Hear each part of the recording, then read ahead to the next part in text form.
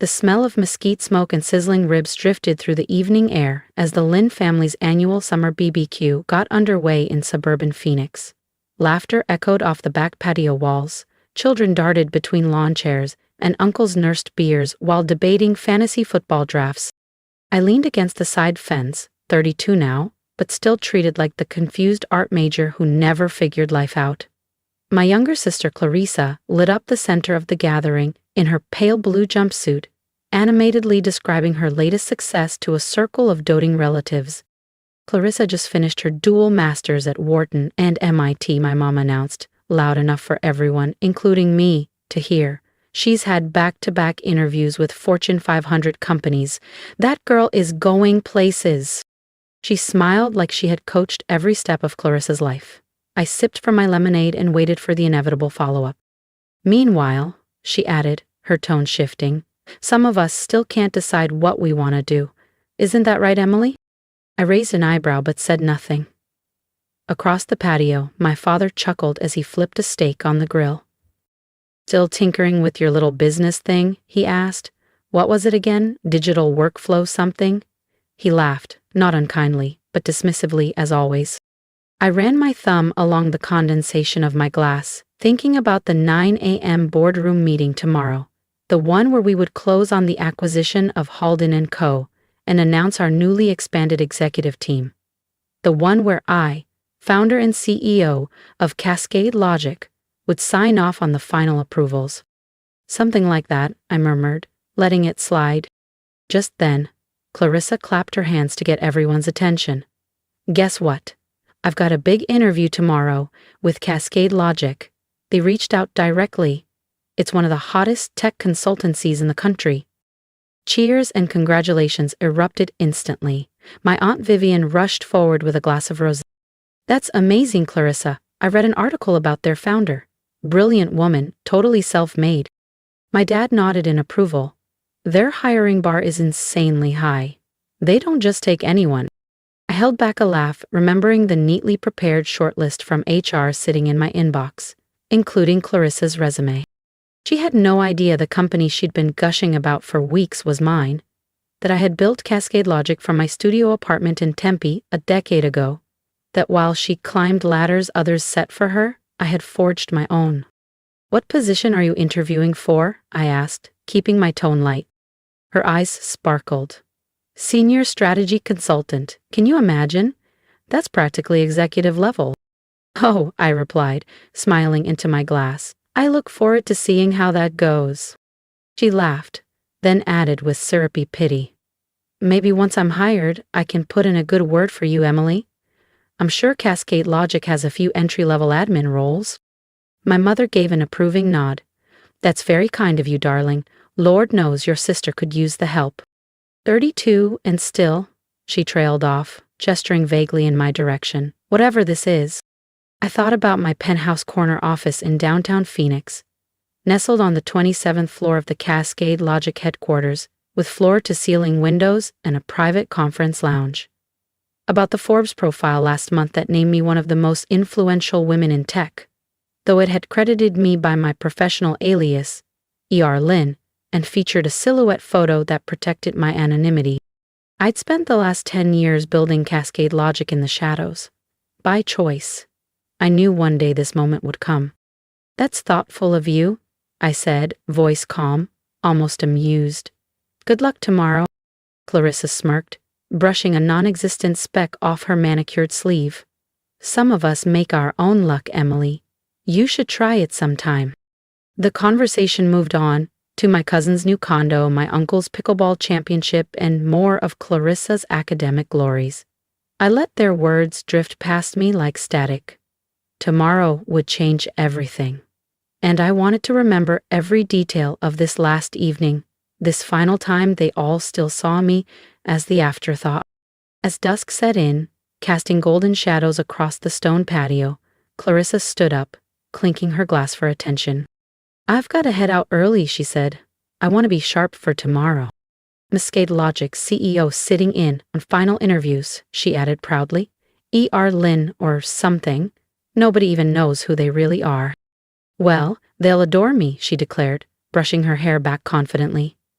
By this time tomorrow, I'll be part of their executive strategy team. Maybe then you'll finally have something to brag about, she said to Mom with a wink. Oh, honey, Mom cooed, dabbing her eyes dramatically. We're already so proud. At least one of our daughters stayed on track. I glanced at my watch. 13 hours and 58 minutes until Clarissa would walk into the conference room and see me at the head of the table. 13 hours until everything they believed about me collapsed. I gathered my things, murmuring something about an early client call. Oh yes, your little remote gig, Mom waved off. Just don't forget to Venmo your share of your father's birthday gift. Clarissa already covered most of it again. I nodded without replying. They didn't need to know that my remote gig had grossed 8 figures last quarter. Let them cling to their assumptions. I slipped behind the wheel of the unremarkable gray SUV I reserve for family events, leaving my white Mercedes AMG parked safely in the underground garage downtown. As I reversed out of the driveway, Clarissa's voice rang out one last time across the lawn, loud and certain. Tomorrow, everything changes. She was right. Just not the way she thought.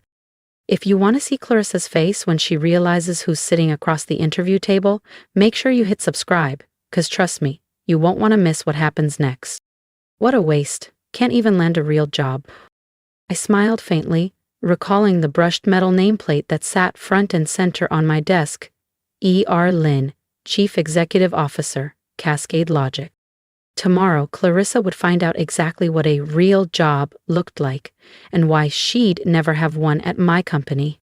By 6:30 a.m., I was already in my corner office overlooking Camelback Mountain, sunlight casting golden streaks across the skyline. The quiet hum of early morning systems booting up was oddly comforting. I'd built this from the ground up, and today it would come full circle. The tailored slate gray Alexander McQueen suit felt less like fashion and more like armor. As I reviewed the agenda, my executive assistant Naya knocked gently and stepped in. Your sister's interview is set for 9 a.m. sharp, she said, handing me a slim folder. She's already in the lobby, arrived 25 minutes early. Punctual. That's new. I arched an eyebrow. She's also posted about it. Future executive at Cascade Logic. Her words. Marketing picked it up. She's even told front desk she plans to modernize the lookup here once she's hired. I stifled a chuckle. Has she now? I opened the folder. On paper, Clarissa looked flawless.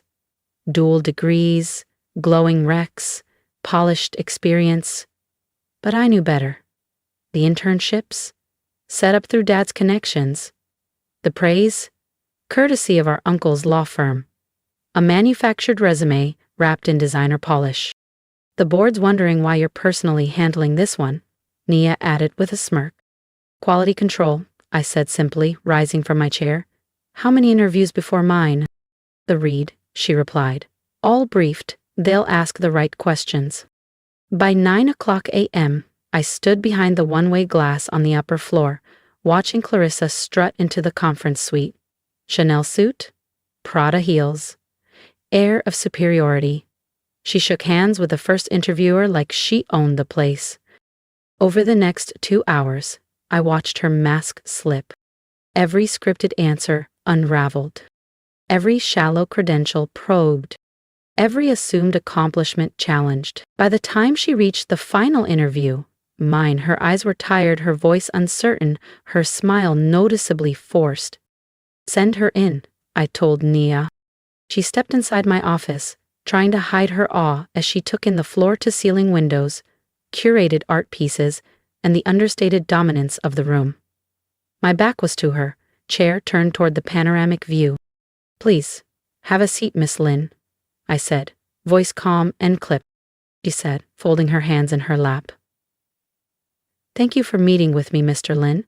I understand how valuable your time is. I turned slowly in my chair, letting the moment stretch. Actually, I said, locking eyes with her, it's Miss Lynn. Emily Renee Lynn. The blood drained from her face as realization set in. The name on the walls. The initials on the press releases. The woman she'd dismissed for years. Ugh. Emily. Hello, Clarissa. I offered a calm smile. Surprised to see your directionless sister running the company you've been dying to work for? She blinked rapidly, her perfectly composed persona unraveling as her lips parted soundlessly. Whatever polished answers she'd rehearsed were gone. But this doesn't make sense, she stammered. You're just a freelance consultant. That's what Mom said. Am I? I gestured toward the wall behind me, lined with plaques, innovation awards, and framed magazine covers celebrating Cascade Logic as one of the fastest-growing tech firms in the Southwest. I built this company from scratch, while you and Mom were laughing about my little business thing. Every time you flaunted your MBA, I was negotiating international contracts. Every time Dad called me a phase, I was landing Fortune 100 clients. You tricked us! Her voice cracked, rising with disbelief. You lied! No, Clarissa, I replied, my tone even. You all tricked yourselves. You were so busy assuming I was a failure that you never once stopped to ask what I was actually building. I picked up my phone and opened my banking app, turning it so she could see. That birthday money Mom mentioned? I just sent my share. It's a 6-figure transfer. To me, it's a rounding error. Tears welled in her eyes, not sorrowful, but angry and humiliated. So what now? You're going to expose me? Tell the whole family? I shook my head. I don't need to say anything. Your interview performance today says it all. 3 senior partners, independent of one another, recommended against hiring you. Too arrogant, too surface level, unprepared, entitled. You set me up. I gave you exactly what you asked for, an interview with the CEO. It's not my fault you didn't come ready. I stood, smoothing the front of my suit. I suggest you look for opportunities elsewhere, Clarissa. And maybe develop some real experience. Something beyond LinkedIn posts and Dad's golf connections. She rose unsteadily, her designer heels now awkward and her designer outfit suddenly looking more like a costume than power wear. Do Mom and Dad know? They will, I said, stepping toward the door. I'm sure you'll tell them all about your interview with E.R. Lynn. I pressed the intercom. Nia, please escort Miss Lynn out. And cancel my dinner plans with the family. Yes, ma'am, Nia responded. I've got a board meeting that needs my full attention. As the door closed behind her, I heard the sharp crack of her voice break in the hallway, followed by muffled sobs, not the victorious exit she had envisioned. Within an hour, my phone buzzed with family messages. Mom was first. What kind of cruel joke is this? Clarissa is devastated. Then Dad, how dare you humiliate your sister like this? We raised you better. I looked at the screen, let out a breath, and turned it face down. They finally knew who I really was. They just didn't realize I had stopped needing their approval a long time ago. I replied to the family group chat with just one message. You raised me to be successful. Congratulations. You did. Now maybe you'll recognize what real achievement looks like. Then I powered off my phone and turned my attention back to what actually mattered, leading a billion-dollar tech firm that had disrupted an entire industry while they were too busy mocking me. Let them adjust to this new reality in their own time. I wasn't going to pause for their discomfort. In the weeks that followed, the shift in family dynamics was unmistakable. The tone of our calls, when they happened, was strained. Gone were the dismissive digs and passive-aggressive jokes about my little business. Instead, there were awkward silences, forced smiles during Zoom birthdays, and a general unease that hovered like fog. Clarissa accepted a mid-tier project coordinator role at a boutique agency across town. It wasn't the career-defining leap she'd imagined. No fancy title, no corporate corner office. Just a standard job, earned the traditional way. Mom and Dad stopped hosting their regular Sunday BBQs. Maybe it was shame. Maybe they didn't know how to navigate a world where the daughter they'd underestimated now ran the empire they once ridiculed. But the moment that cemented everything came 3 months later. Forbes released a feature titled The Silent Success, How One Woman Built a Billion-Dollar Company While Her Family Thought She Was Failing. My face was on the cover, full color, crisp suit, Cascade Logic's skyline behind me, no shadows, no ambiguity, just me. I had 10 copies express delivered to each of my family members' homes. Not with a note, not with a message, just the magazine, just the truth. The article detailed my journey from working odd freelance gigs in a cramped Tempe apartment to building one of the most sought-after AI-integrated systems companies in the U.S. It highlighted the turning points, the quiet sacrifices, the relentless perseverance they never saw and never asked about. At the end, the final line read, "Sometimes success doesn't need to shout, sometimes it just signs the checks." And honestly, that was enough. I didn't need their praise anymore, or their recognition. I had built something real, something lasting, something they could never take away. Let them tell their friends. Let them adjust their stories to make themselves look better in hindsight.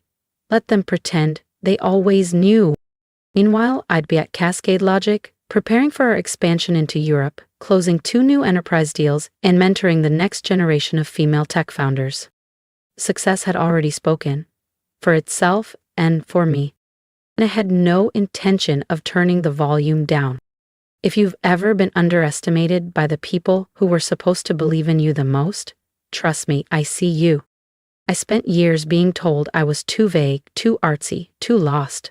While my sister basked in praise, I was the family's punchline. But I didn't fight back with arguments or approval seeking. I built something real. Something they couldn't ignore, even if they tried. And now, after all the silence, I'm finally telling my story, not out of spite, but to remind you, your worth is not defined by how others see you. It's defined by how you see yourself. So if you've ever been made to feel small at a family dinner, if you've hidden your success just to keep the peace, or if you're still building in the shadows, drop a comment below and tell me your story. Tell me what you're working on, what you've overcome, or who you're proving wrong. Not for revenge, but for your own damn peace.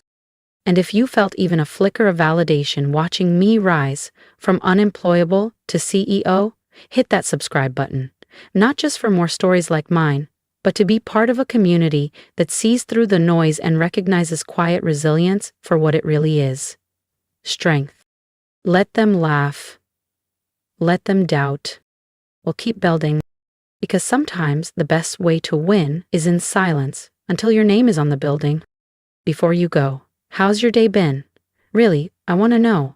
Have you had a small win you're proud of? Or maybe you're facing something tough and pushing through anyway. Drop it in the comments. I read every one. This channel isn't just about success stories. It's about real people doing real work, even when no one's watching. Let's celebrate the quiet victories together.